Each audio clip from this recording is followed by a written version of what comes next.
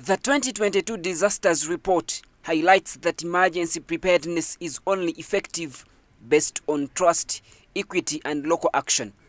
The report emphasizes building trust among community members because that is where disasters and emergencies take place. How do you make the public appreciate and own what is likely to trigger disasters in their community? Disasters even in nature, climate, health, and name it. Are people informed? Information is power. Are people understanding on what they should do on their own? But also, are they made aware on what action they should take in case it doesn't work out? Uganda has faced disasters like floods, landslides, mudslides, among others, calling for emergency response. The most recent was the global COVID-19 pandemic.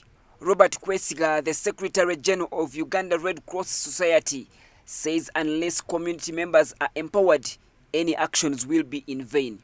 Kwesiga notes that there has not been deliberate and intentional planning, and that explains why many people have been caught off guard during emergencies. You have to make it intentional. And when you make it intentional, you create resources for it, you create space for it, for the actors. So, but also, you make everybody know that this is the way to do it. So that's where you go into policy, you go into registration. That this is how it is. Whoever wants to be involved in this process, this is how it is packaged, and this is how you fit in. We know that we will have more and more of these events. We know. We have not sorted out the big problem in terms of the emissions. So we know we will have them. And I think it really is incumbent upon us to do everything we can to better prepare to deal with them, to mitigate them, to prevent adverse impacts if we can, because it truly is costing us the progress towards our development goals. Uganda Red Cross Society seeks about 4 billion shillings to implement some of the recommendations of the report. The Ministry of Disaster Preparedness and Refugees has always appealed for funds, and the little that is made available is spent on disaster response. The ministry has designed a 10-year national disaster risk management plan, but its implementation has been suspended as it is among the underfunded priorities in the national budget for the financial year 2023-2024.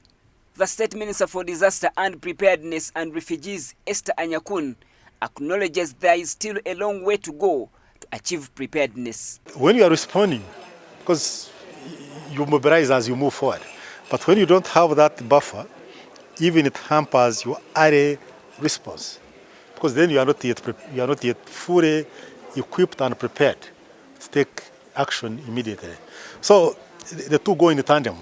It is at times a bit difficult to separate the two. Then it's really incumbent upon us to really figure out how to make sure that each shilling can go as far as it can go, and how we can make sure that we really build on the synergies of all the different efforts to be able to further advance the gains that the monies that we have can make.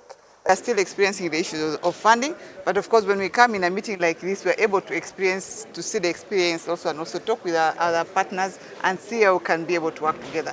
Like European Union has been on the forefront of supporting Red Cross disaster response, and also it has also been like the UN family, especially IOM, UNHCR, and all other UN families have been in the forefront of supporting us in this. So when we have all this working together, it helps us also as government to be able to respond immediately, even if we are not in position to do it. By the end of the year 2023, all countries are expected to have updated the pandemic preparedness plans, adopt a new strategy, and revised international health regulations, among others. Ramson, Church of Uganda Family TV, News at 8.